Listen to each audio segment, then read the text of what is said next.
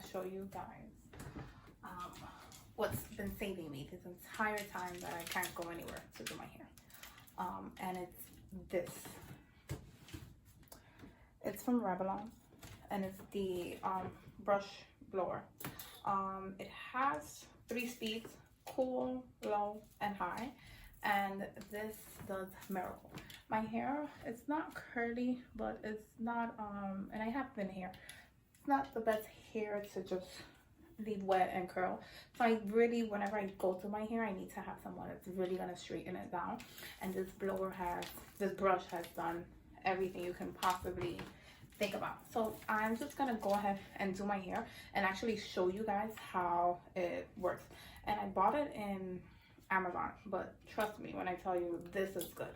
I've seen a lot of people give reviews, but their hair is like super thin, or that type of hair that's really easy to kind of blow dry, and I was like, this is not gonna work for me, but it does.